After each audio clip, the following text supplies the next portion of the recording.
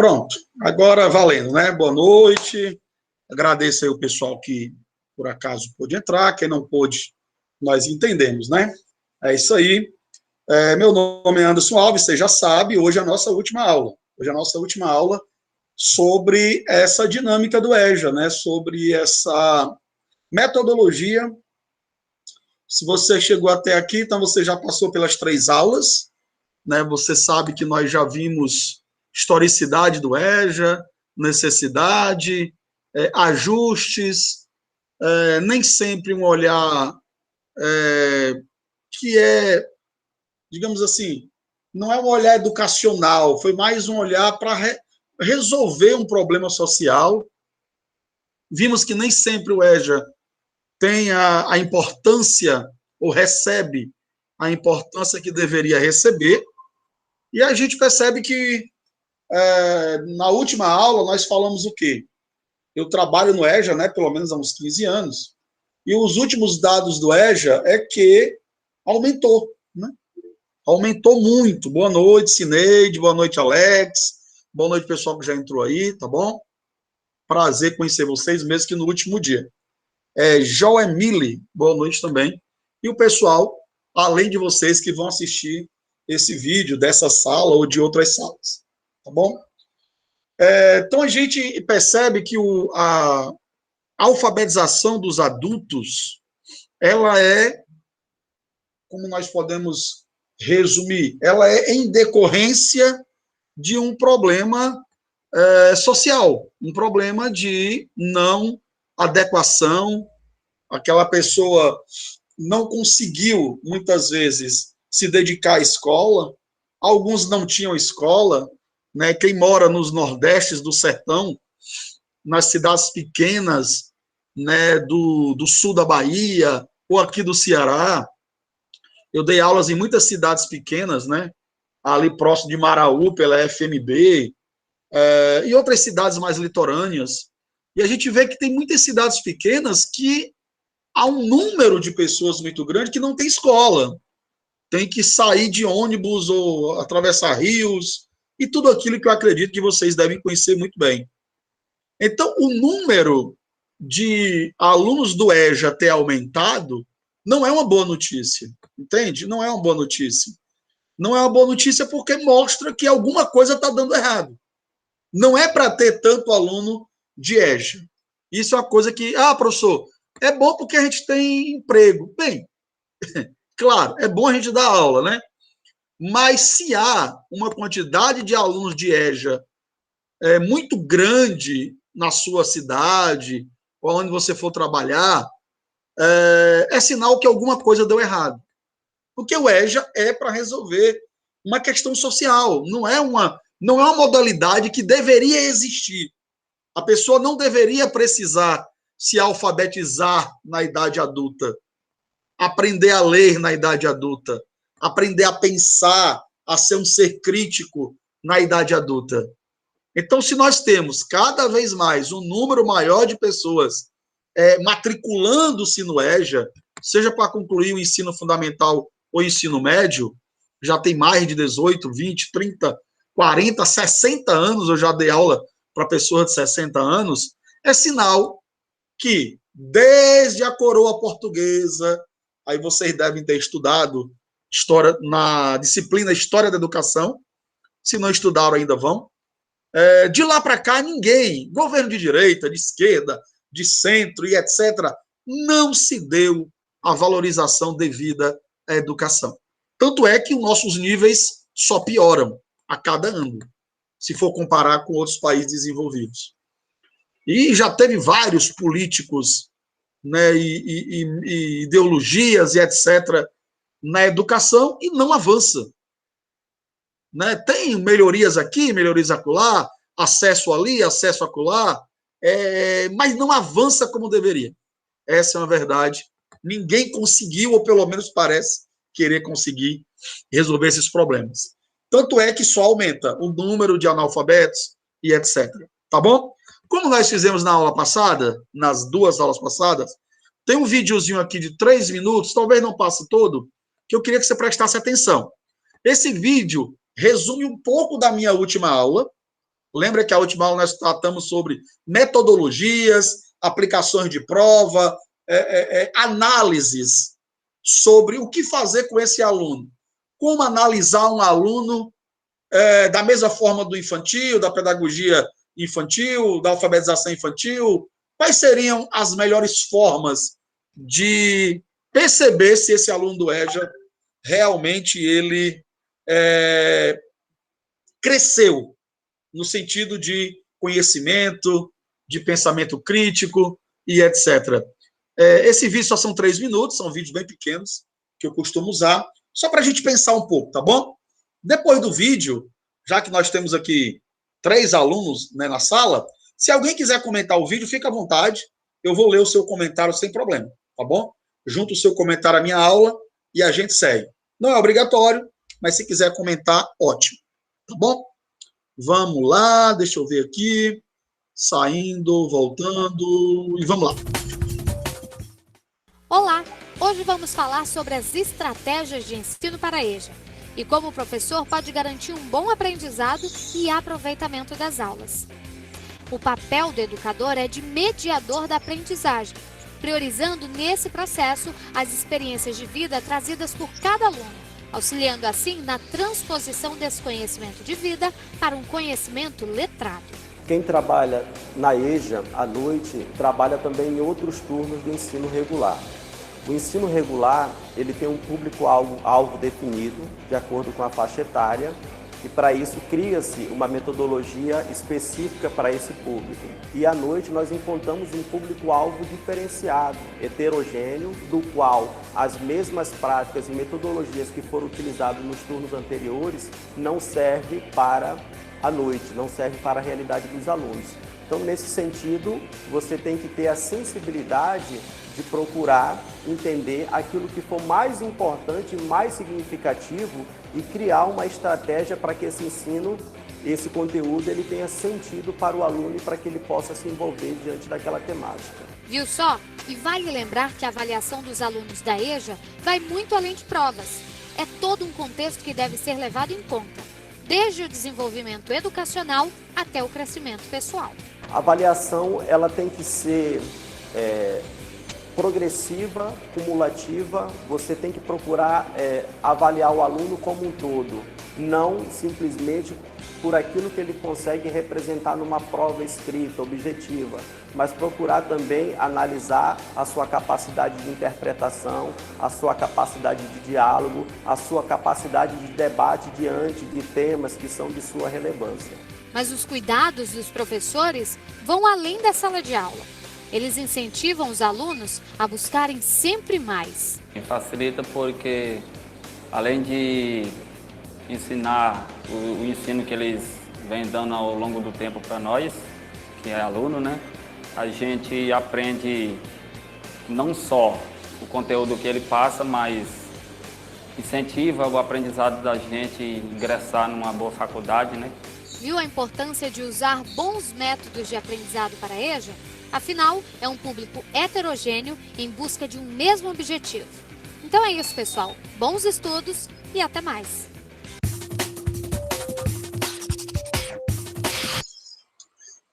Quem assistiu a aula, a última aula que eu dei, deve ter entendido talvez um pouco mais o vídeo, tá bom? Quem não assistiu, talvez tenha um pouco mais de dificuldade. Mas quem assistiu a última aula deve ter entendido qual é o contexto que esse vídeo está. Se você percebe, nós falamos aí sobre, na verdade, né, o que eu não gostei desse vídeo, essa guitarra, não tem nada a ver essa guitarra, não sei quem foi que inventou essa guitarra aí atrás. Atrapalha mais do que ajuda. Mas, no geral, dá para entender, né?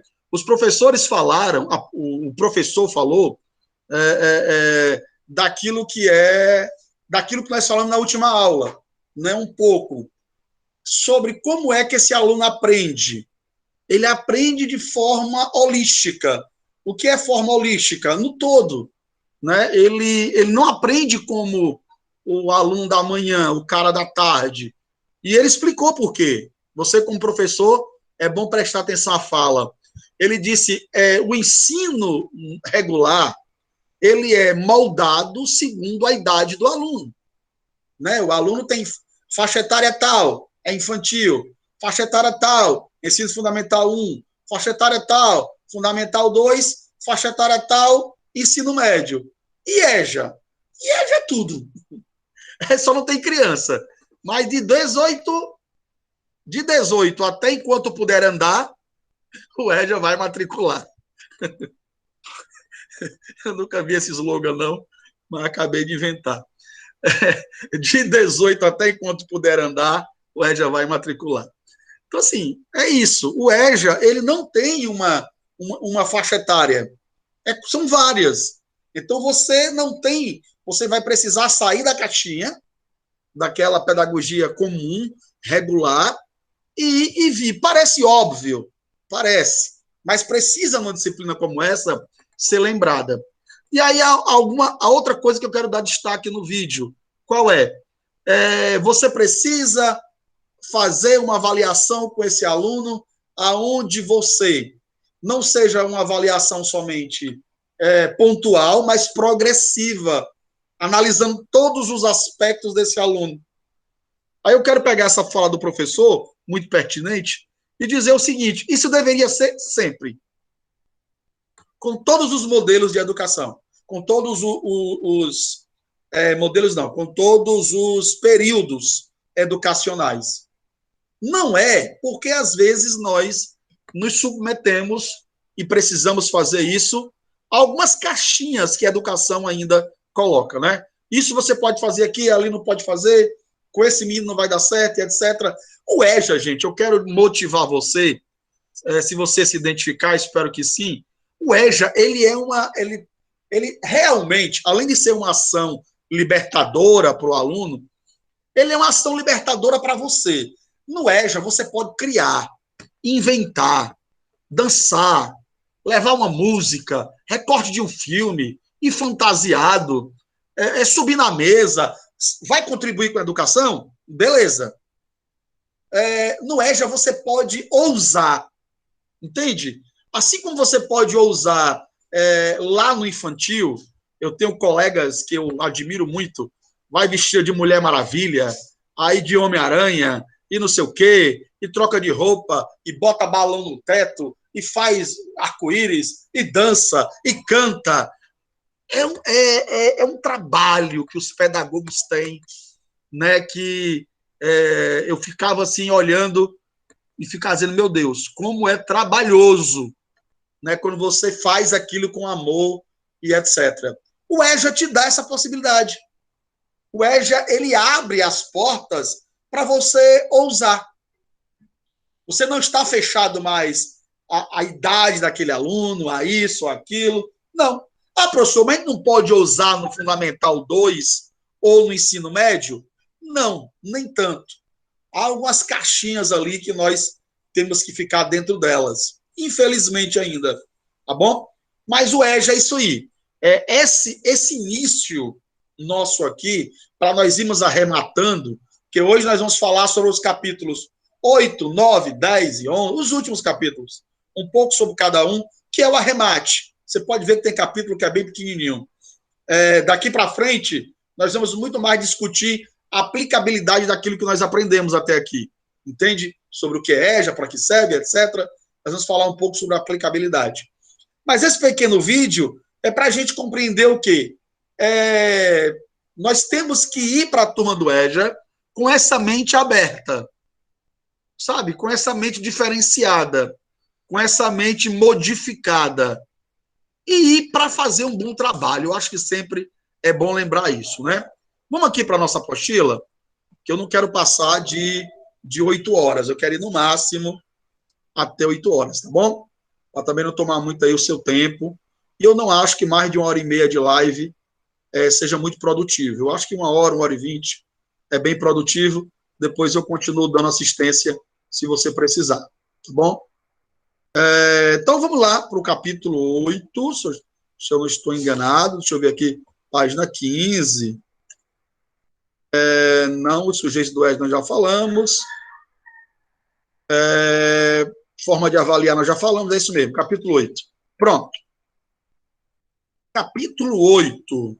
Capítulo 8, ele começa falando do Paulo Freire. Quem nunca ouviu falar do Paulo Freire? Claro que sim. Há quem o ame, há quem o odeie, há quem tenha seu meio termo. Eu vou dizer que eu estou no meio termo. Eu não odeio, que odiar eu acho um sentimento tão nocivo para quem o pratica. Odiar, seja qual for a circunstância, nunca será o caminho. Mas eu discordo de algumas coisas do Paulo Freire, mas é impossível não reconhecer a contribuição desse pedagogo. E é isso, eu acho que a Portilla faz um trabalho bem interessante, né, a respeito do Paulo Freire. Qualquer livro de EJA que você abrir no Brasil, Paulo Freire vai ser citado. Então, vale a pena ler Paulo Freire? Sim. Entender o EJA, entender como é que o Paulo Freire pensava isso. Qual é a minha crítica a esse material e a outros?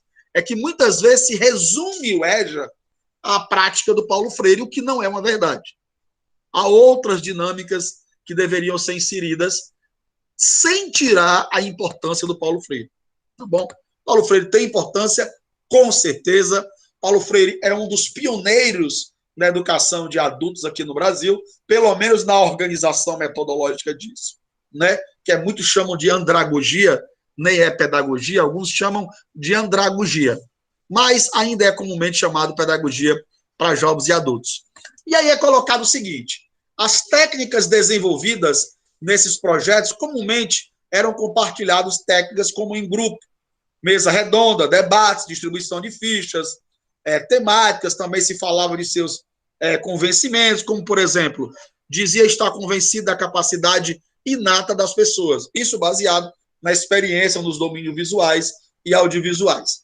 A metodologia do Freire, que já tinha sido usada por outros, mas ele bem elaborou, é aquela metodologia onde vamos dar um exemplo, você vai falar de língua portuguesa, de matemática, sendo bem pontual, claro, poderíamos aqui nos aprofundar muito mais, o que não é o caso. Mas por que dá tão certo no EJA e em outros aspectos? É porque o objetivo é você falar daqueles conhecimentos que você aprendeu, português, matemática, história, geografia, dentro do âmbito em que essa pessoa está. Uma das objetividades dessa metodologia é essa. Por exemplo, você falar de sorvete, para quem nunca soube o que é um sorvete, fica difícil. Imagine você querer explicar as vogais usando no quadro coisas que remetam àquela letra que o aluno nem sabe o que é. Então, isso eu acho interessante e é preciso tomar conta do nosso ser no EJA e em outros caminhos. É você dar aula da importância da neve para uma criança que nunca viu isso, nunca tocou nisso, não tem muito significado para ele, entende? Então, nessa pedagogia freirana, e volto a dizer, outros já praticavam também, é uma pedagogia próxima, é uma pedagogia próxima do ser que aprende, próxima do mundo daquele ser que está para entender. E esse ser que está para aprender, ele não é uma tábua rasa, ele não é alguém que não tem conhecimento. É um pouco do que nós falamos lá atrás. O Freire gostava, e alguns que o seguiram, gostam de chamar, e aí há uma crítica de outros pedagogos, né, inclusive minha, mas lá na frente eu vou fazer, mas nesse momento é compreender como é que era feito essa pedagogia. Roda de conversa, algo mais casual, sabe? Sair daquela mesa, muitas vezes é bom, sair daquela mesa lá do professor e os alunos sentados lá longe e abrir um círculo, ficar ali no meio, conversar. São adultos do mesmo nível que você está. Não, eu não acho que a escola que coloca aluno enfileirado, um atrás do outro, ela é antiquada, tradicionalista. Não, não acho. Não acho. Tem aulas que eu dou o aluno um atrás do outro e tem aulas que eu mando abrir um círculo. Sabe, eu não gosto dessas caixinhas. Ah, porque a evolução é uma aula com os alunos um olhando para o outro, em círculos. Aquela aula do aluno atrás do outro é tradicionalista, é ultrapassada e etc. Eu acho muito pobre esse discurso. Eu acredito que o professor ele tem capacidade de compreender se aquele conteúdo que vai ser passado naquela hora, ele precisa de quê? Ele vai precisar que esse aluno esteja em uma situação mais próxima dele, então ele sai de lá, abre um círculo, dá as mãos até se for possível, canta uma música, conversa sobre um filme, começa falando sobre o jornal que ele assistiu, ou que a menina assistiu, desce para o mesmo nível para iniciar uma conversa. Eu acho isso totalmente apropriado. E era assim, né, que era feito. E que ainda é feito muitas vezes. Entende? Na continuidade aqui, tem outras colocações que eu fui aqui grifando. E o seguinte, o que mais chamava a atenção não era nem o alfabetizar, mas a forma como ele acelerava o processo de alfabetização de adultos.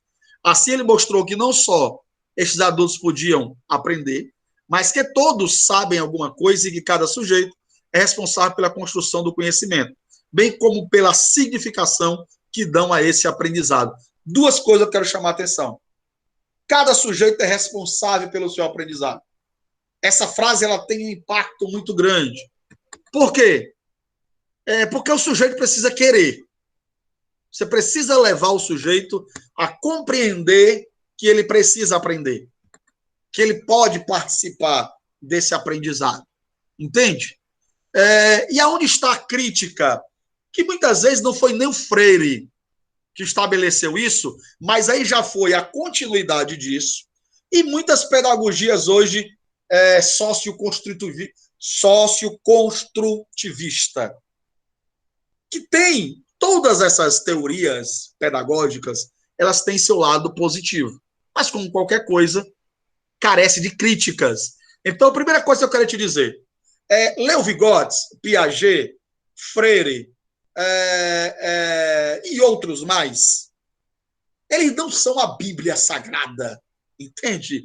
Você pode criticar ou concordar, desde que você faça uma crítica correta. Por exemplo, eu gosto muito do que o Freire faz, no sentido de aproximação, olhar o outro, empatia, espírito crítico e etc. Acho muito interessante. Algumas pessoas do Freire até o construtivismo começaram a estabelecer uma proximidade tão grande do ser quem fala e do ser que ouve, que foi diluindo. Eu estou fazendo mestrado agora, e aí é um autor que eu queria te indicar, Demerval Saviani. Depois anota o nome. É um pedagogo brasileiro, pouco usado entre os pedagogos. Te aconselho a ler. Demerval Saviani. Tem alguns livros dele na internet. Baixa, dá uma lida, você vai gostar. Eu acho ele muito equilibrado. É porque ele é contra o Freire e o socioconstrutivismo? Não. Ele trabalha uma pedagogia histórico-crítica. Pedagogia histórica crítica ou histórico-crítica. Aonde ele vai pegar todas essas teorias que vão e voltam, que são colocadas, que não são colocadas, e eu gosto muito, né, desse caminho que ele toma. Um dos equilíbrios que ele traz, se você me permite, como professor, é o seguinte. Ele coloca o seguinte, nessa pedagogia freirana, construtivista e outra mais, essa nova pedagogia, ela diluiu o professor. Tem professor, e aí eu vou falar para vocês, tem colegas meus que nem querem ser chamados de professor. Querem ser chamados de atravessador, ajudador, alguém que está ali para contribuir, mas não professor. Porque ele passou o curso todo sendo bombardeado de que ele é apenas um mediador. Né? Ele está aprendendo tanto quanto qualquer um ali. É o exagero dessa linguagem. Compreende? Claro que você pode discordar de mim, viu? Sem problema. Aqui também não é catequese, não. Aqui é uma aula. pode discordar completamente. Então, eu acredito que nós devemos procurar um equilíbrio. O equilíbrio entre aquilo que o Freire e outros chamaram de educação bancária, onde o cara se acha o tal, o suprassumo da inteligência e os outros não são nada, entende? Eu acho que tem que ser um equilíbrio. Claro, o Alex, ele é um professor. Então, o Alex Santos, ele não pode se achar acima de ninguém, quanto mais de alunos, né? Acima de ninguém. Mas o Alex está ali para dar aula. Então, assim, é buscar um equilíbrio, gente. É um conselho, tá bom? Você pode discordar sem nenhum problema, você vai construir a sua metodologia, seu senso crítico, e aí, com certeza, você vai ter a sua verdade também.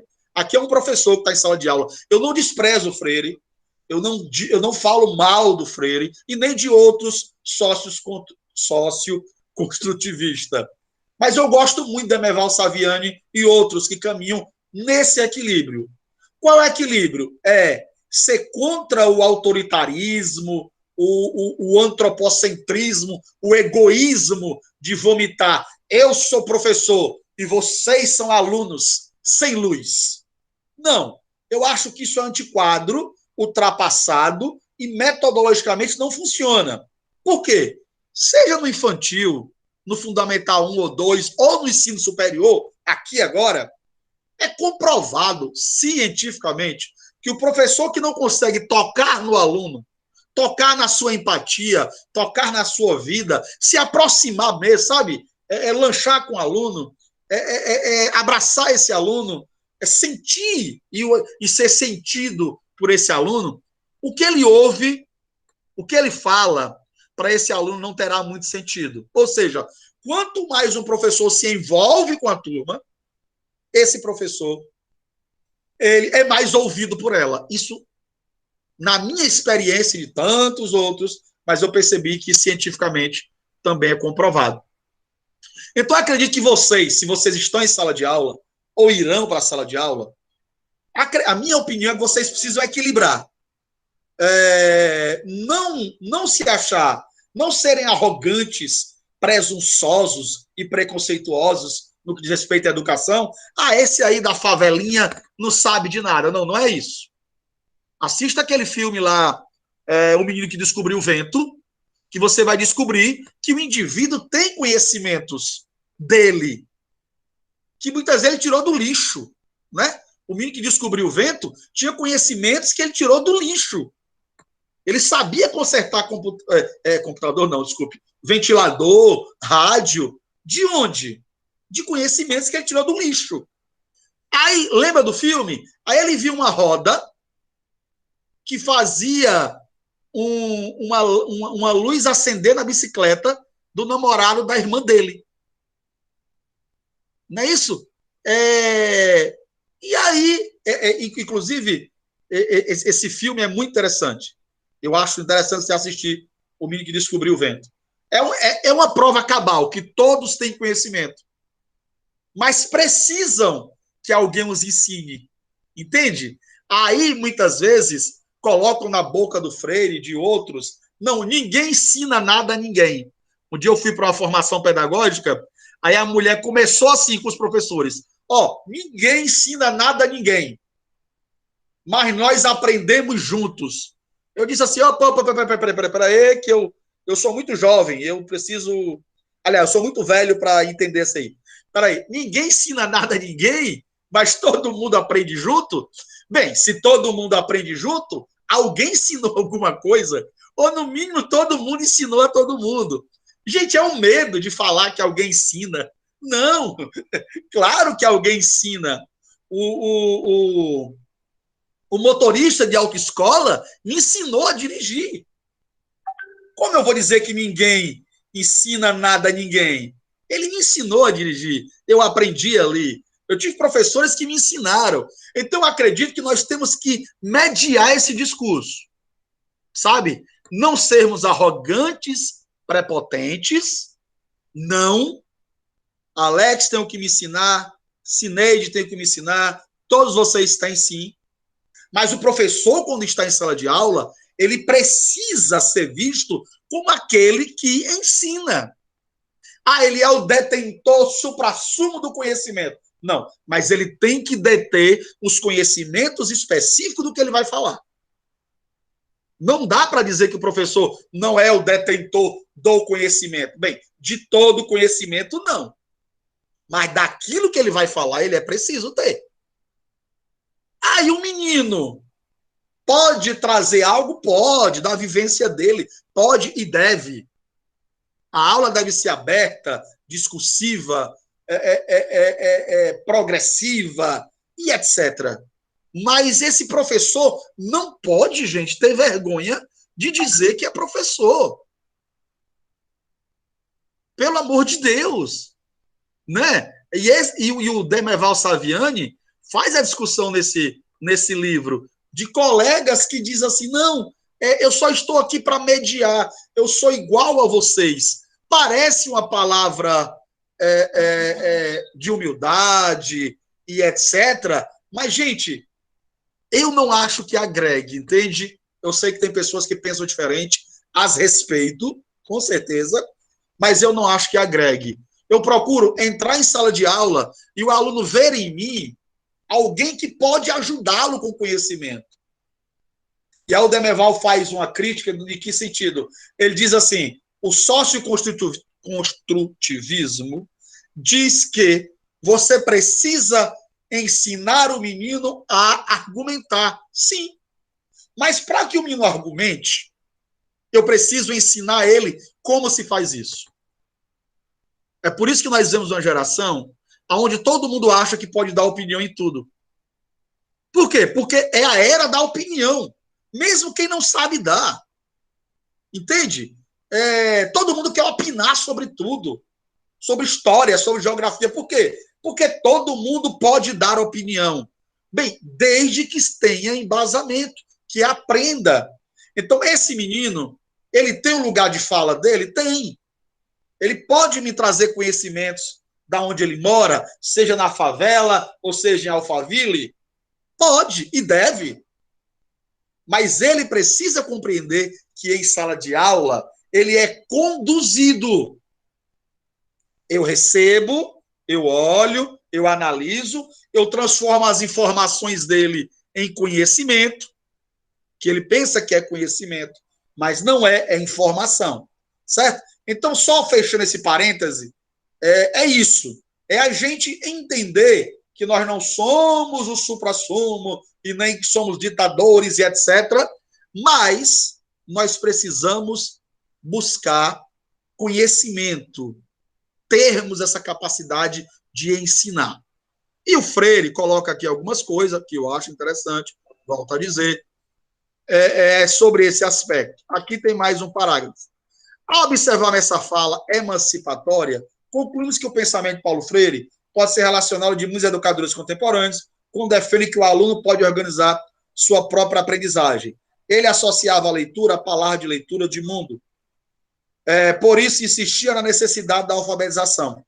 É isso. O aluno pode organizar o seu próprio conhecimento. Bem, é verdade? Sim, se ele for conduzido a isso.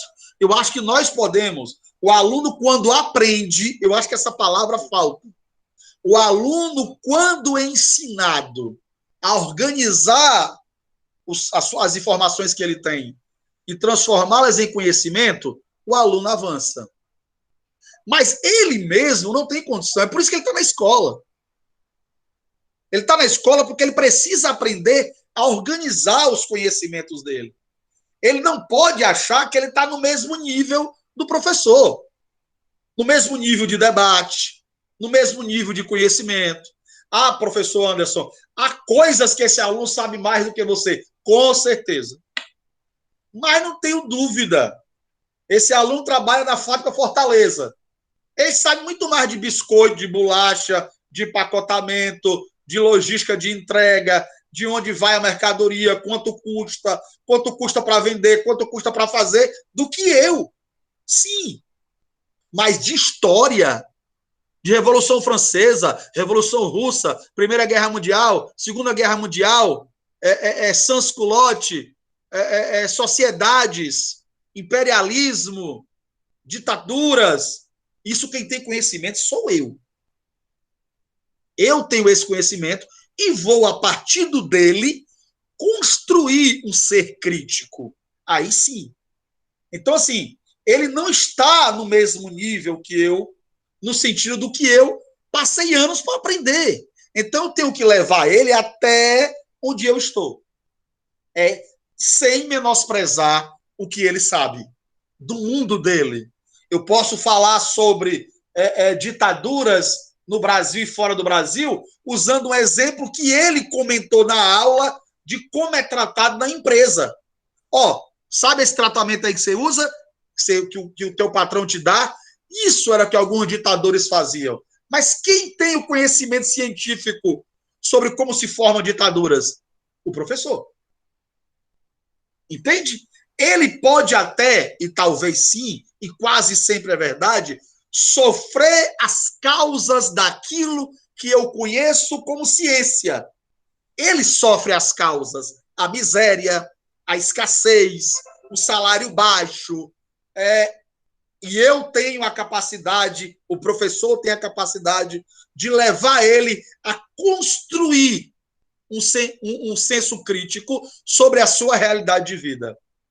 Eu acho que aí a gente se encaixa. Mas não dizer que o professor está no mesmo nível de todos ali e ninguém ensina a ninguém e ele é somente aquele que transmite. Não, eu discordo. Sinceramente, com toda a humildade, todo o respeito que eu tenho ao meu aluno, que eu amo da aula, eu discordo dessa diluição do aspecto professoral, tá bom? Com respeito ao aluno, com respeito à dinâmica dele, ao seu contexto de vida, tudo isso é verdade. Mas eu acho que nós temos que procurar um equilíbrio. E aí ele coloca, ao observarmos essa fala, emancipatória, ou seja, o que é emancipar-se? O aluno não sabe. A maioria talvez não saiba, né? Alguns podem saber. Emancipar é tornar-se livre ou assumir uma posição. Né? Uma cidade pertencia a outra. Quando ela é uma região, pertencia a uma cidade.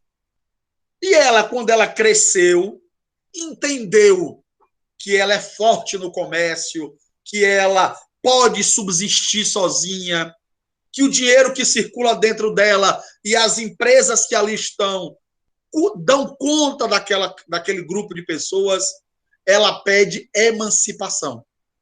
E aí passa a ser uma cidade. Mas isso demora a ter essa consciência emancipatória. Da mesma forma é o indivíduo. Nós não podemos incentivar uma emancipação que não existe ainda. Quando esse menino já é capaz de discutir, de fomentar, e como é que o professor prepara ele para isso? O professor prepara ele para isso com textos, com seminários, com debates, ouvindo ele, ajustando a fala dele quando necessário, dando a ele opções para pensar. Você pensa assim, mas existe esse e esse pensamento. O que você acha? Eu acredito em uma educação, em uma alfabetização do EJA ou onde for, aonde o professor ele consegue levar esse aluno além. Pega na mão desse aluno e caminha. Respeitando e caminhando. Na continuidade, nós já vamos para 7h20, o tempo corre, né? Mas nessa continuidade, nós temos o seguinte, no outro capítulo, nós temos aí o que não podia deixar de ser essa fala normal de hoje. Qual é? Essas novas tecnologias. Né? Quase todos os professores estão aí enfrentando isso. Damos graças a Deus pelas novas tecnologias, senão não poderia estar dando aula, né, aqui para você hoje, olhando para você. Eu estou aqui no Ceará, em Fortaleza, e eu nem sei qual é a cidade que você está. Depois digita aí, viu, que eu nem perguntei, desculpe esse mal educado, se vocês estão em Valença, ou é alguma cidade próxima. Depois eu vou... Taperoá. Parabéns. Nem perguntei, né, meu Deus? Fui logo preocupado com a aula. Então, assim, vocês estão em Taperoá, e eu estou aqui em Fortaleza. E nós estamos numa sala. Quer dizer, tecnologia maravilhosa. Que bom. Graças a Deus pela internet, pelas câmeras, pelo celular, pelo computador. Mas a pandemia nos revelou que nós, eu não sei se vocês já tinham feito, mas muitos de nós fazíamos, os professores já faziam, como é que eu posso chamar? Treinamentos e formações com as novas TICs. Vamos falar sobre as novas TICs. Só que a gente nunca imaginava que essas novas tecnologias iam ser realmente usadas. Raramente. Quantas vezes eu fui dar aula em locais que os data shows estavam na caixa, do jeito que o governo do estado mandou, ou a prefeitura tinha comprado. Professor nunca que ligou um data show. Eu já dei aula em escolas que eu tive que dar um treinamento aos professores de como ligar o data show. Porque nunca ninguém tinha ligado, usado. Isso faz o quê que eu fiz isso? 10 anos? 10 a 15 anos. Ninguém é obrigado a saber dessas coisas. Mas a pandemia levou nós, profissionais da educação, a entender uma coisa. Não dá mais para desassociar, e isso já faz tempo. A gente é que fingia que não via. Não dá para desassociar educação de novas tecnologias. Isso, Alex, com certeza. Isso. Alex, o Google soltou a nota há uns 4 meses atrás que o Google Meet, que é o que eu estou usando aqui para falar com vocês, ele não estava preparado para a demanda que ele está sofrendo hoje. Nem o Zoom, nem o Google Meet, nem o Zoom, que são as duas plataformas mais usadas. A média é que nós evoluímos em tecnologia, e isso é bom.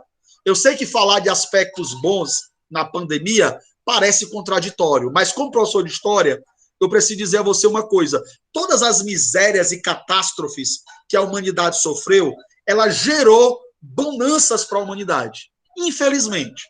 Tá bom? Vamos bater palma para as guerras? Não. A guerra é horrível. Mas foi as primeiras e segundas guerras mundiais que geraram o primeiro computador, que geraram a maioria dos enlatados, que melhoraram a tecnologia médica, criaram a maioria dos analgésicos que nós temos. Melhoraram, até a internet foi criada para as guerras.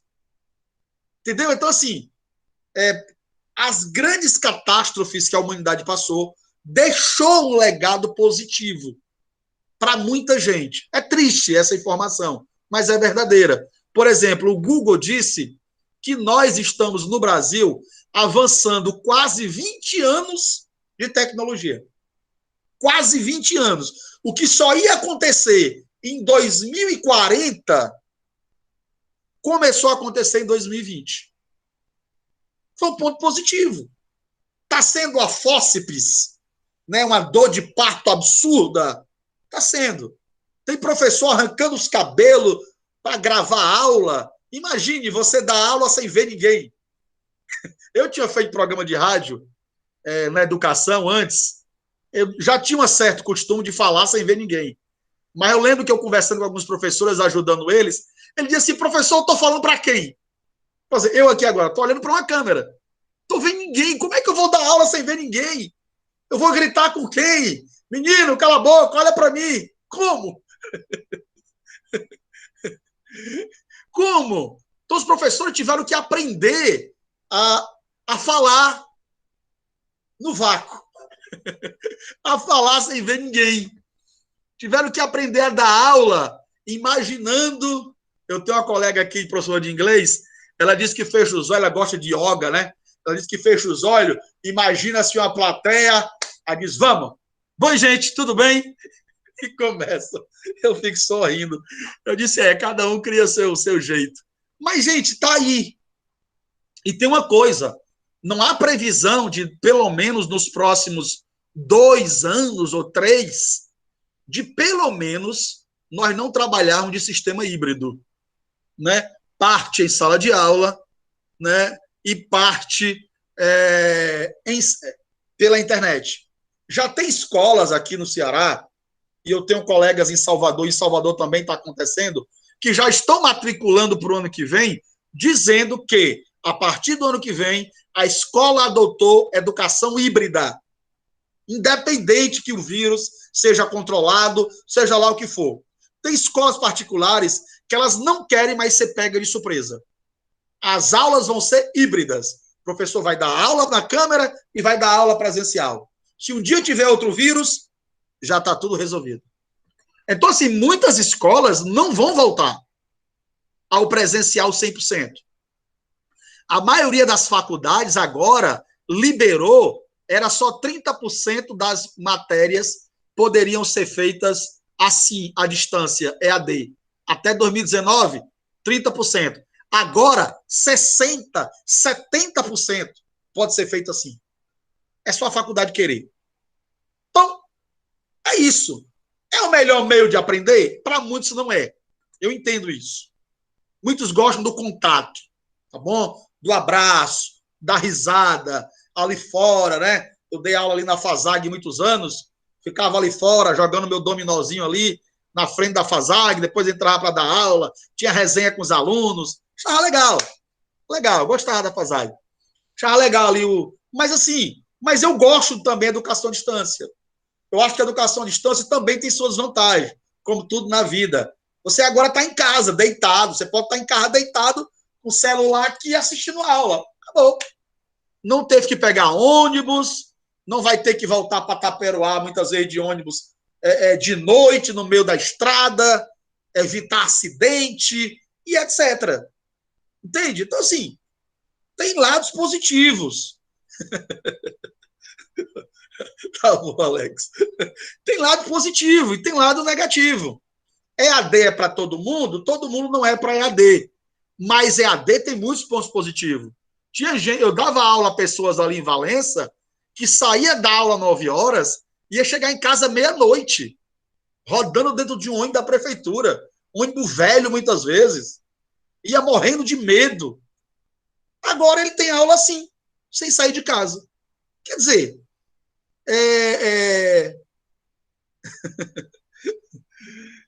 tá de coberta, né? Deus abençoe, dê um sono tranquilo a vocês. Mas o sono agora não, viu? Segura um pouquinho. Nada de sono agora. Vamos lá, acorda. Então é o seguinte, essas novas tecnologias vieram para ficar. Elas não vão embora. Elas vão estar aí. Vocês que vão entrar no mercado de trabalho, ou estão entrando no mercado de trabalho, que serão, se Deus quiser, ótimos profissionais, uma das questões que vocês vão ter que saber lidar é com isso. Falar olhando para uma câmera, dar aula, gravar vídeo. Meus filhos, eu tenho uma filha de 5 anos que tem aula das professoras do infantil pedagoga, ela teve que aprender a gravar vídeo, cantar musiquinha, e tudo isso vocês vão ter que aprender a fazer. Vai ter escola que vai cobrar isso de vocês, entendeu? Grava um vídeo, prepara a aula da segunda-feira. Isso me parece que faz parte da prática docente. Agora, você precisa acordar para isso. Tanto é que eu dei aula agora para o estágio supervisionado, uma outra turma, na verdade, 2 turmas. Eu dei aula para Igrapiúna e Maraú agora, e eu pedi para que todos eles me mandassem uma aula de 10 minutos para me assistir a aula, gravada, e colocasse para mim no Drive. Quase tiveram um infarto, mas a maioria gravou a aula e me mandou ao vivo. Foi muito bom. Criaram aulas deles, foi muito bom, muito bom. Teve dupla que deu aula, teve gente que deu aula sozinho, mas é isso aí. Tá no nosso DNA profissional agora, ou precisa estar, as novas tecnologias.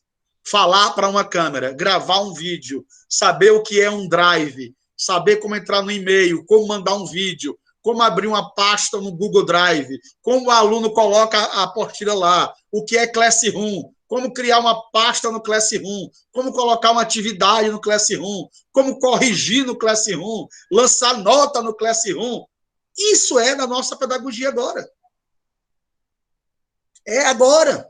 Pode ser que daqui a pouco você vai trabalhar na escola e você vai precisar. Então, meu conselho que eu te dou, já vai estudando se você não conhece. Vá no Google, vá no YouTube, como dar aula e não sei o que é Classroom, o que é um Drive, como abrir uma pasta. Se você não conhece, é bom você começar a lidar com isso. Por quê? Porque isso fará parte da sua prática. Ah, pode ser que as escolas não te cobrem. Pode ser. Mas a maioria, até onde eu sei, vai cobrar que você aprenda, ou pelo menos tenha conhecimento destas coisas. O WhatsApp não dá conta. Por exemplo, eu tenho no meu grupo de WhatsApp 20 turmas. 20 turmas, juntando faculdade, ensino médio, ensino fundamental, são 2 faculdades, umas 20 turmas.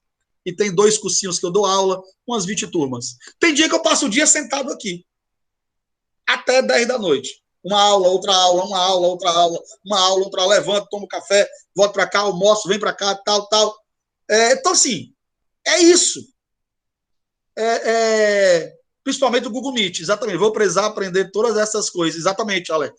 Começar, Alex, começar. Conhecer as ferramentas do Google. Meu conselho, que é o que mais é usado, entrem assim, eu quero conhecer as ferramentas do Google. Deixa eu aproveitar que nós estamos falando sobre isso.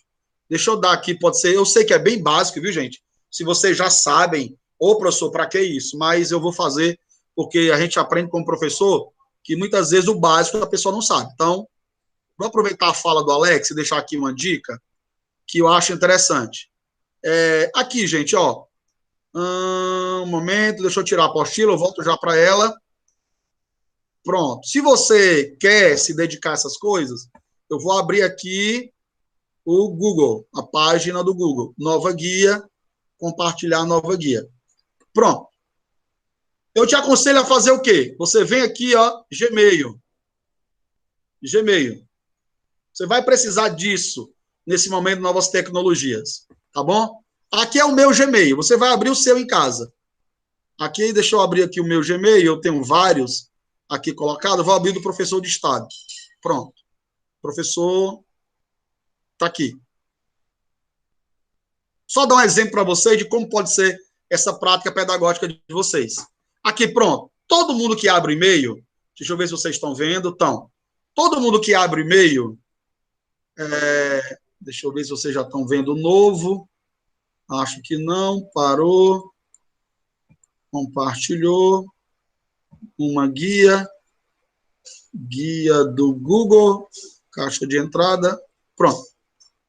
Aqui. Beleza. Vai aparecer para vocês aí daqui a pouco.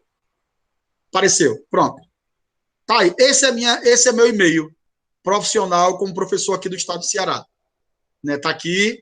Governo do Estado, é um e-mail institucional. O que eu quero mostrar para vocês? O pessoal que está assistindo a aula, já gravada depois, nós estamos falando de um assunto sobre novas tecnologias que está na apostila de vocês. É relacionado ao EJA?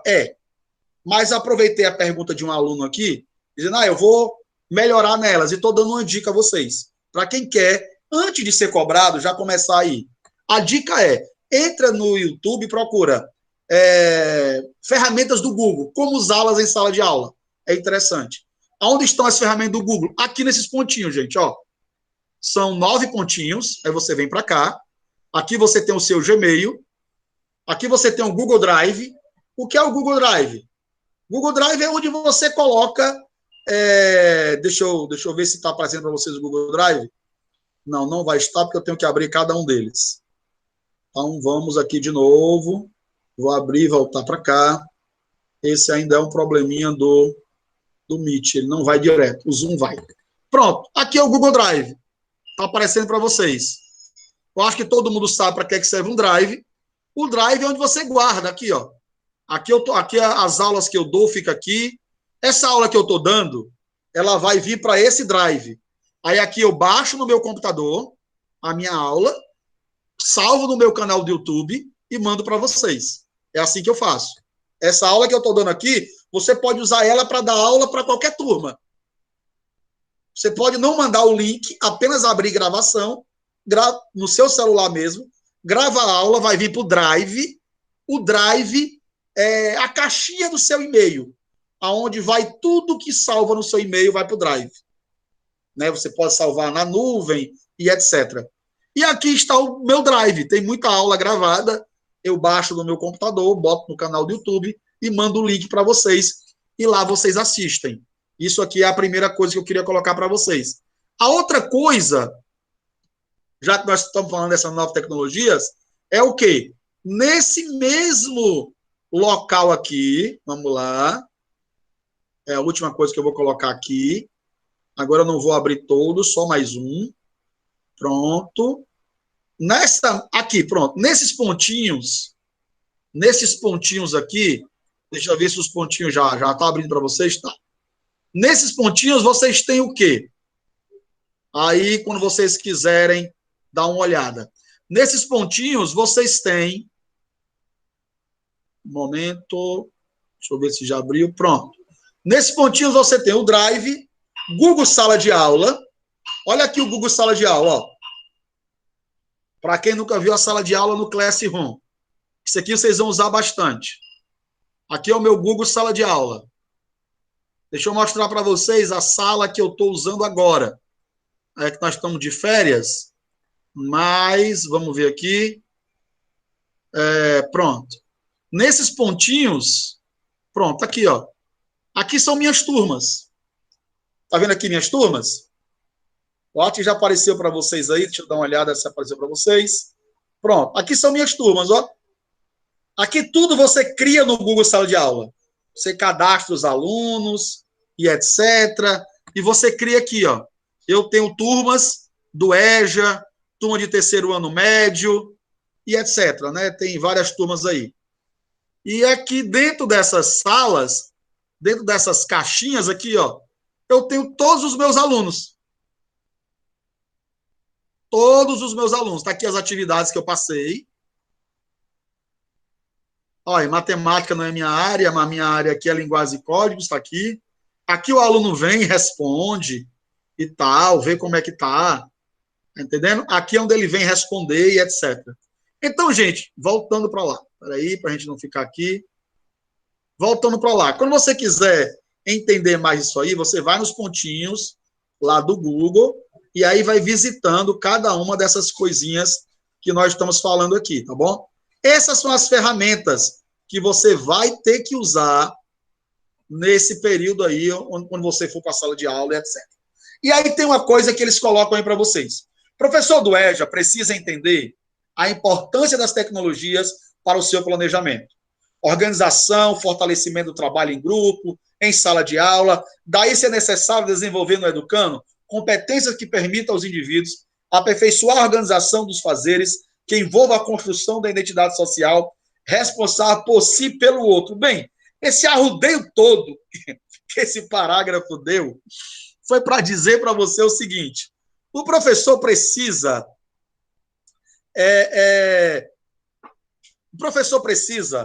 explicar para o aluno que o mundo mudou. Ele precisa levar para o aluno uma metodologia diferenciada. Né? Tipo, você vai dar uma aula, como nós temos dado muita aula aqui no Ceará, usando o celular dos alunos. Eles não queriam usar celular dentro da sala de aula, então bora usar celular. Então vamos ensinar o aluno a acessar a plataforma do Google Meet, a entender, a compreender um vídeo do YouTube, passar um vídeo para eles, responder um formulário, que você fez o formulário. Então, assim, as provas hoje, aonde eu trabalho mesmo hoje, nós não trabalhamos mais com prova escrita. Eu trabalho para o Estado. As provas, até que haja mudança, todas as provas é um formulário.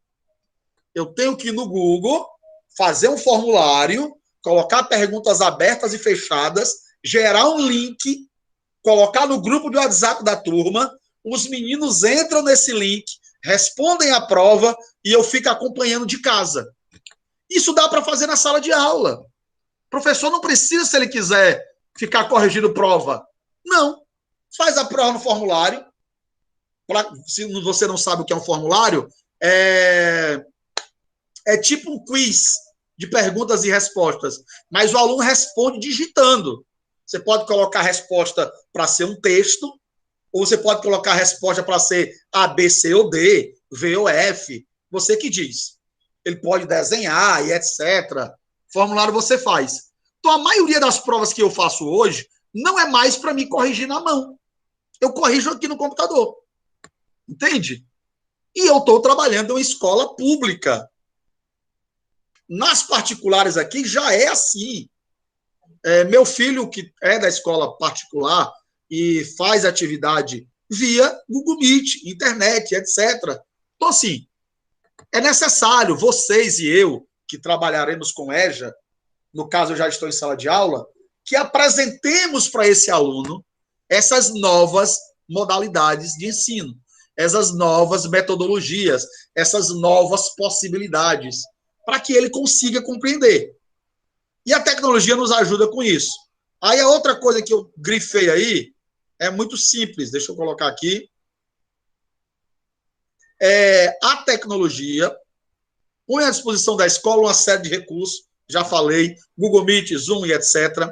Entre os diferentes recursos, o livro didático é um dos materiais de mais forte influência na prática do ensino brasileiro. Por exemplo, a maioria dos alunos hoje está usando o livro didático em PDF. O livro no celular. Entende? Imagina você entrar na sala de aula, Alex, Cineide, o pessoal que está aí, e dizer assim, gente, pega o celular aí todo mundo, abre na pasta de português, clica na pasta, procura o PDF de linguagens e códigos, clica lá, procura a página 15, dá um zoom no primeiro parágrafo. Vamos lá? Começa. Todo mundo com o celular. Ninguém com papel. Ninguém com o livro na mão. Foi que houve. Foi que houve. Ninguém está com papel. Acabou. Você está entendendo? Nós vamos chegar nessa aula. O menino vai com o celular para a escola. Não tem mais 30 livros, 20 livros. O livro está tudo numa pasta, no celular dele. E ele vai clicar e abrir. Isso está cada vez mais próximo. Por exemplo, agora os alunos já estão todos com livro dentro do celular, aqui no Ceará. Imagino que quando voltar para a sala de aula, imagine, a prefeitura, entre comprar 10 milhões de livros, milhões eu acho que é exagero, não, a prefeitura é pequena, vamos dizer, sei lá, comprar 1.000 livros, vamos dizer, comprar 1.000 livros, que depois vão para o lixo, viram lixo ambiental. Não vai ser melhor optar pelo PDF e mandar para os alunos? Vai ser melhor. Entende? Muita gente vai achar melhor. E aí você vai ter que estar antenado com isso. Né? O aluno com o celular na mão. Você não vai poder... professor, mas aí o aluno vai fingir que está com o celular com o livro aberto e vai estar jogando. Bem, aí é uma questão dele. O aluno, meu querido, acho que vocês sabem disso, que vocês são alunos assim como eu. O aluno pode estar com o livro aberto, olhando para você e pensando em outras coisas que você nem imagina. Pensando no futebol, pensando na praia, mandando você para o inferno. Mas ele está olhando para você. E você pensa que ele está lendo o livro. Ele não está lendo nada. Ele só está com o livro aberto, olhando para você. Entende? Aí, tá todo mundo olhando para você, com o livro aberto, te odiando, e você ali. Então, assim, gente, o cara, quando quer aprender, ele quer aprender. Ele não vai ficar jogando porque o celular dele dá joguinho a ele. Se ele acha que aquilo é importante, que a aula é importante, o professor é bom, tem conteúdo, fala o que ele quer, trouxe ele para dentro da aula, trouxe ele para dentro do conteúdo, ele se sente que aquilo faz sentido para a vida dele, ele vai prestar atenção em você. Pode ser no celular, pode ser num tablet, pode ser no papel. Mas um livro não quer dizer que ele está prestando atenção, não. Quantas vezes, todo mundo de livro aberto, eu saí dando aquela revista, passando, e do lado da página que eu estava falando, tinha desenhado o Homem-Aranha, a Mulher Maravilha, o Sol, as estrelas, pichação. Ele não estava assistindo aula, ele estava desenhando no livro.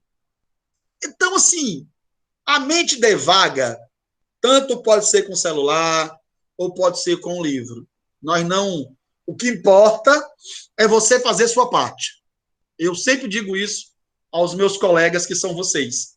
Faça a sua parte. Se o aluno um dia reclamar, ele vai reclamar porque você deu aula. Você cobra demais. Você dá assunto. Você escreve no quadro. Mas ele nunca vai reclamar que você não dá aula. Ah, eu também, Alex, eu também. Eu também, com certeza. O aluno nunca reclame que você não dá aula.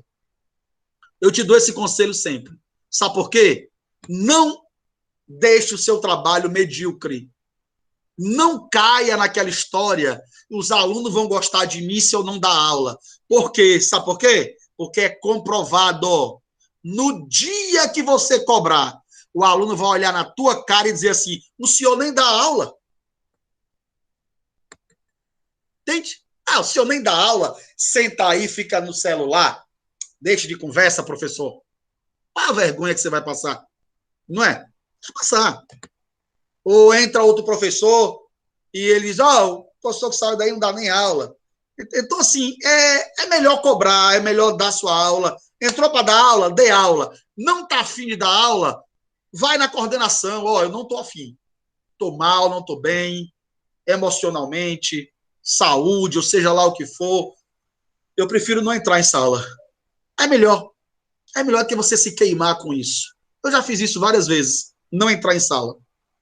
Não entrei porque eu não estava bem para dar aula. E a coordenadora disse, pronto, deixa uma atividade lá. E eu deixava. Então, assim, é melhor nós sermos sérios com aquilo que a gente faz. Que aí, se tiver de ser cobrado, pelo menos não foi por culpa nossa. Então, as novas tecnologias estão aí. O EJA precisa ser inserido. O livro didático talvez um dia vire PDF, como muitos já viraram. E você vai estar nisso. Entende? Você vai estar a aprender a usar um data show, a aprender a fazer um documento, transformar em Word, do Word para o PDF, enviar um PDF por WhatsApp, enviar um documento por e-mail. Gente, coisas básicas que parece que todo mundo sabe, mas não sabe. Treinem, aprendam, baixar um arquivo, abrir uma pasta no celular, da turma tal, guardar seus planos de aula em PDF no seu celular, para a hora que você precisar, eles estarem ali, guardar no seu Google Drive, criar uma pasta sua no Drive, entende? Cada vez mais, as mochilas do professor estão indo para o computador. E isso já faz tempo. A pandemia só mostrou que é isso aí. É isso aí que a gente tem que ver. A gente tem que aprender a mexer com essas coisas. Entende? E tem que aprender. Eu ainda gosto de livro. Aqui, ó. Eu gosto de livro, eu gosto de ler, pegar, folhear. Eu não gosto de PDF, não. Eu leio PDF porque eu tenho que ler e etc. Mas eu gosto de livro. Eu gosto de pegar, comprar, fazer biblioteca. Eu sou moda antiga. Eu gosto do livrão, de ler, de marcar e etc. Mas eu sei. Não é que o livro vai acabar. Não vai. O livro sempre vai existir. Mas dentro do nosso campo de educação, isso vai ser menos a cada dia. Vocês, na área do infantil, irão sofrer menos com isso. Por quê? Porque é comprovado que câmera, a distância e etc., a criança aprende muito pouco. Mas no EJA, eu acho que isso vai chegar bem mais rápido. Tá bom? Acho que isso vai chegar muito, mas muito mais rápido. E aí a gente vai continuando. Continuando aqui. Na página 10, já estamos quase chegando. A identidade da modalidade educação de jovens e adultos. A identidade da modalidade educação de jovens e adultos. Para o cumprimento das funções a ele atribuído, isso é reparar, equalizar, qualificar. Não que mude em relação às demais fases da educação básica, mas há especificidades marcantes que precisam ser identificadas particularmente. Gente, esse capítulo, ele meio que vai revisar a minha primeira aula, mas eu não vou deixar de falar. O que é que esse capítulo 10 vai dizer? Ei, professor, esse grupo é diferente. Por que essa fala se repete em várias vezes? Porque, gente, todo ano nós enfrentamos isso. O professor, principalmente os novos professores, entram na sala do EJA como se entrasse numa sala regular. É por isso que essa apostila, ela se repete tanto nisso, não é erro, não. Eu acho muito interessante. É para que o aluno, você que está se formando, que será um ótimo professor, compreenda. O EJA não é a sua turma do infantil. O EJA não é a sua turma do Fundamental 1, nem do 2, não. O EJA são adultos. É uma turma mista. Tem gente de 18 anos até enquanto puder andar. Então, você precisa entender essa diferença. Entende? Então, esse capítulo 10, ele é basicamente para falar que essa identidade do EJA é preciso que seja levada em consideração. Aí tem algumas, que eu marquei aqui, algumas partes, que eu acho interessante ler com você. A primeira é o seguinte: contribuir para o processo de acolhimento dos alunos da EJA não é tarefa simples, pois envolver, lidar com emoções, motivações, valores e atitudes, responsabilidades e compromisso. O acolhimento do aluno envolve tanto a valorização do conhecimento e da forma da expressão de cada um, como o seu processo de socialização, levando em conta nas situações de ensino e aprendizagem, dúvidas e inquietações, realidades socioculturais, jornada de trabalho, condição emocional e etc. Gente, é um resumo da minha primeira aula. Quem assistiu o primeiro vídeo. Mas eu quero me repetir porque eu acho interessante. O professor que vai enfrentar o EJA, ele precisa saber lidar com tudo isso.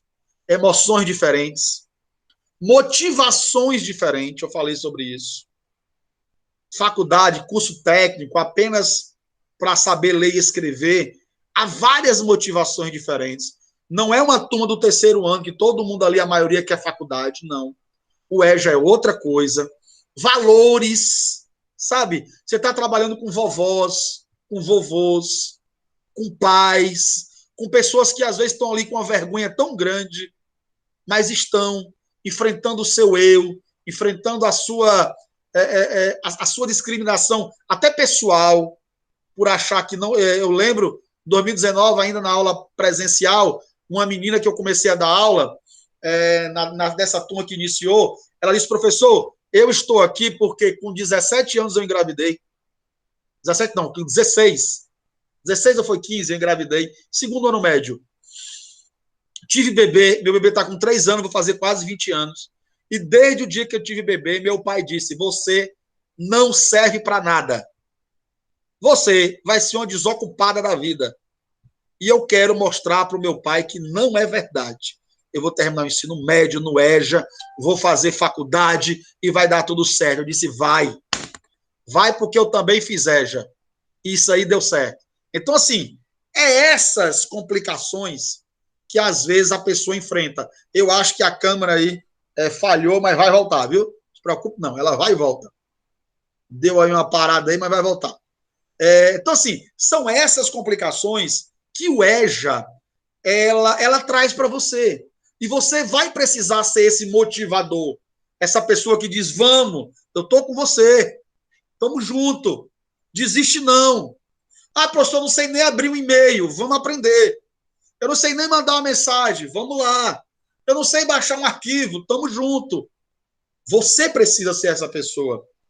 Como eu, de alguma forma, estou sendo aqui agora para você. Não se limite. Você é capaz. Não importa o tamanho da cidade que você mora. Um dos maiores poetas que está hoje na grande mídia, chamada Rede Globo, morava aqui no interior do Ceará, uma cidade minúscula do Ceará. Cidadezinha pequena. Braulio Bessa. Negocinho desse tamanho. Mas a capacidade dele de recitar poemas, de entender as pessoas, de traduzir os sentimentos em palavras, levou ele a estar onde hoje? Hoje ele está no programa da Fátima Bernardes, rede nacional e internacional. Ele mora numa cidade aqui, gente, que não tem 70 mil habitantes, pequenininha, ainda mora lá. Então não existe essa questão de tamanho da cidade, tamanho da família, ó vida, ó azar, eu não sei de nada, estou fazendo cursinho EAD. A EAD, você sabe, não é se é EAD, se é presencial, é você dizer assim, eu vou pegar o que eu aprendi e vou para frente. Eu sou aluno de EJA, concluí meu ensino médio, fiz faculdade lá na São Bento da Bahia de História, fiz teologia, fiz pós-graduação, estou fazendo mestrado, mas eu vim gostar de estudar, eu terminei o EJA com mais de 25 anos. Com mais de 20 anos. Não tinha 25. Com mais de 20. Eu terminei o EJA com mais de 20 anos. Então, assim, mas eu fui atrás, foi um sacrifício fazer faculdade, não entender muita coisa, ter que ler mais do que os outros. Por quê? Porque a galera via no ensino médio bom. O meu ensino médio eu fiz em 2 meses. Ensino médio que todo mundo dizia que não ia servir para nada. Eu dizia, vai servir, é só para resolver um problema. Na faculdade eu vou me dedicar. E graças a Deus,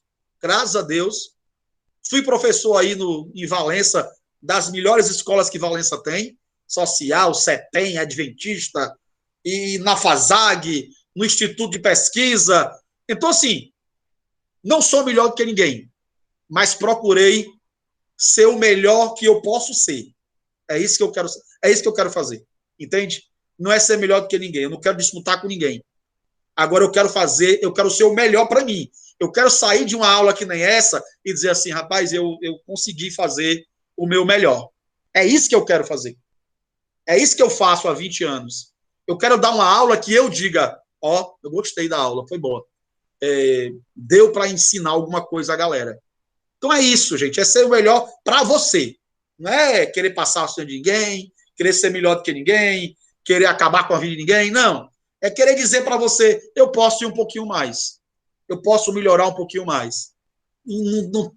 Não olhe para o tamanho da cidade, seja lá o que for, não.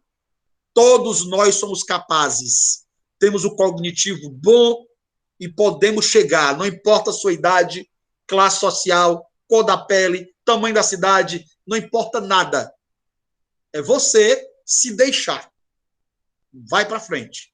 Nós vamos encerrando aqui para não tomar o tempo de vocês aqui demais. Viu? Então, a gente continua, né, já para encerrar aqui esse nosso momento aqui. O aluno adulto tem como característica responder pelos seus atos e palavras, além de assumir responsabilidade diante do desafio da vida. O predomínio da racionalidade é um outro aspecto relevante. Então, assim, o aluno adulto ele tem opinião. Ele é diferente da criança. Aquilo que nós falamos lá atrás. Você dando aula para o EJA, você vai dar aula a pessoas que têm ideologias, religião, já pratica alguma coisa. Então, você tem que ter todo esse trato e esse cuidado. Tá bom? E aí, na continuidade, no nosso último tópico aqui, cidadania e direitos humanos, tem uma frase aqui bem interessante. Para ser cidadão é preciso ter a concepção de direito, de exercício desse direito, segundo está lá na ONU. Ou seja, e eu concordo plenamente, o EJA serve para que você ajude esse aluno, além de tudo que nós já falamos desde a primeira aula, a alcançar seus objetivos, seja ele somente aprender a ler a placa de um ônibus ou entrar em uma faculdade. Mas você ajude ele a chegar lá. Eu quero, professor, aprender só a ler. Você vai ajudá-lo. Eu quero chegar na faculdade. Você não vai desmotivá-lo. Você vai ajudá-lo a chegar lá.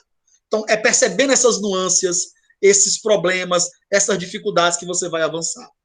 Além disso, a apostila deixa muito claro, é o aluno se entender como cidadão, como uma pessoa que participa de uma sociedade, de uma família, de um bairro, de uma religião, de uma ideologia, e ajudá-lo a construir, né, aquilo que ele é como um ser social, uma cabeça pensante e etc. Por exemplo, diz aí, e outra coisa, e ser um ser que conhece os seus direitos, seus deveres, suas obrigações, aquilo que ele não pode deixar passar, aquilo que ele precisa exigir, que é seu. Tudo isso o EJA consegue ajustar para esse indivíduo que não aprendeu lá atrás. Aqui está um negócio interessante que eu grifei. Sabemos das desigualdades que existem em nosso país, desigualdade EJAs que atinge até os modelos educacionais, com certeza. Nós vimos agora, eu fiquei muito envergonhado quando eu fui entregar, que aqui o estado do Ceará deu chip de internet para todo mundo. Todos os alunos recebem um chip de internet. E eu fui entregar esse chip, etc. E eu lembro que um menino pegou o chip da minha mão e disse assim, professor, eu vou colocar esse chip aonde? Eu disse, no celular. Ele disse, não, mas eu não tenho celular. Lá em casa ninguém tem. E eu fiquei impressionado de eu ficar impressionado por imaginar que todo mundo tinha celular. Mas não tem. Né? E eu fiquei olhando para dentro, mas essa é a realidade. Não tem. Tem muitas cidades fazendo campanha para conseguir celular velho usado para criança da prefeitura aqui. Aí na Bahia eu já vi também. Gente, isso acorda a gente, né? A maioria das famílias que eu dou aula tem no máximo 2 celulares na casa, às vezes. O pai tem um, a mãe tem outro, às vezes velho. Só que eles saem para trabalhar e o filho fica em casa, sem celular o dia todo. Quando o pai chega, que o filho vai acessar a aula. Então, assim, todo mundo não tem celular, infelizmente. Por mais que o celular tenha baixado de preço, comprar um celular para quem ganha um salário mínimo e tem que alimentar a família, como é que um pai que ganha R$ 1.100 vai dar um celular para o filho? E se ele tiver 2 filhos, vai dar como um celular para o filho? Mal ele conseguiu comprar um para ele. Entende? Não tem condição. Então, essas realidades são difíceis e elas existem e nós temos que ter empatia com isso, gente.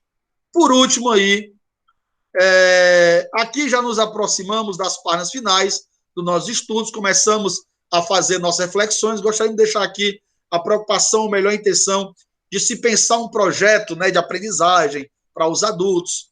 Aí tem essa parte do meio. O educador deve planejar situações de aprendizagem. Nós falamos lá na segunda aula isso aqui.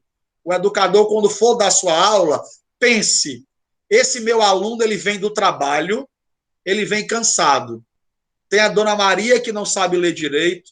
Tem seu José, que terminou o ensino, o 2º ano médio. Tem o Sidney, que conhece um pouco da agricultura. Mas tem a outra, que é costureira. Como é que eu vou passar isso? Entende? Essa preocupação. Porque se você não tiver, é difícil eles te entenderem. Eu vou passar uma atividade longa. Não, não. O cara está cansado. Ele não tem tempo de fazer atividade durante o dia. Ele trabalha o dia todo. Ele chega lá de noite cansado para ter sua aula. Não dá para você fazer uma atividade como se fosse um aluno que está o dia todo em casa. Não trabalha. Não é esse aluno. Esse teu aluno trabalha, é uma dona de casa, tem almoço, tem filho, tem bebê, tem um marido enchendo o saco às vezes. Tem muita coisa para fazer e ainda tem a tua atividade. Então pensa como é que ela vai fazer para conseguir. Resume, diminui, faz oral. Uma questão, 2, não é a quantidade do que tu vai cobrar dessa turma do EJA que vai fazer ela avançar. É a qualidade da sua relação com ela. É isso que vai fazer essa turma avançar. A qualidade. O quanto você conseguiu tocar na vida deles e eles tocarem no que você diz. É isso que vai fazer. É até aqui que eu tenho visto melhorias. Né? Por último, a realidade do EJA no Brasil exige foco no processo educativo, na diversidade dos sujeitos. Olha como isso sempre vai se repetindo. Diversidade dos sujeitos, diversidade socioemocional, diversidade socioeconômica, diversidade de gênero também, diversidade de tudo, religiosa, de idade, tudo. Há uma diversidade. né? Se você acredita que há diversidade do ensino regular no EJA, isso também há, e muito somado, tá bom? Eu quero ler o último parágrafo, né, que eu gostei desse último parágrafo. Assim acreditamos ser possível que a educação cumpra com seu papel de função social, de desenvolver competência, comunicação, senso crítico e criativo, ó, senso crítico e criativo, você vai ajudá-lo nisso, autonomia, aquele cara aprender a pensar e tal. É preciso identificar nas diferentes culturas possibilidades de respeito também, ensinar o evangélico a respeitar o católico, o umbandista. Eu sou evangélico desde os 17 anos que eu sou evangélico, estou 43, 27 anos. Nunca tive problema, nem com a ideologia de esquerda das pessoas, nem com a direita. Tenho amigos que dão aula comigo, que têm outras religiões, me respeitam, não deixo de dizer aquilo que eu acho, com educação, com respeito. Digo o que eu acredito, respeitando lá o lado dele. Então, nunca tive brigas por religião, por isso, por aquilo. Não sou perfeito, mas eu me permita só citar uma palavrinha da Bíblia, com a sua permissão, que diz assim: naquilo que depender de vós, tenha paz com todos. Sempre guardo esse textozinho da Bíblia quando eu estou trabalhando. Naquilo que depender de você, tenha paz com os alunos, tenha paz com os professores, tenha paz com a coordenação. E na maioria das vezes depende de você. Parece aquele negócio, quando não quer, dois não briga, né? A Bíblia diz, quando no que depender de vós, tenham paz com todos. Então, depende de nós, vamos ter paz, né? É um ótimo conselho, eu acredito, independente de estar na Bíblia ou não, tá bom? E aí ele termina, onde juntos possamos intervir, possivelmente na transformação futura do mundo. É muito lindo isso, gente. Poucas profissões influenciam tanto o indivíduo como a que vocês estão terminando aí. Ser pedagogos. Você já imaginou o que é morar numa cidade pequena do interior da Bahia? Taperoá não é tão pequeno, mas morar em Taperoá, e daqui 10, 15 anos, 20 anos, você vê pessoas que você ensinou a ler, ensinou a pensar. Aquela pessoa lê uma placa porque você ensinou ela a juntar as palavras, você ensinou ela a interpretar um texto, a entender a vida, sabe? Aquele advogado, aquela mulher do caixa do supermercado, aquele homem que está ali no açougue, aquela pessoa que passou na rua, você olhar para ele e dizer assim, foi eu que ensinei ele a ler, a entender as primeiras coisas da vida.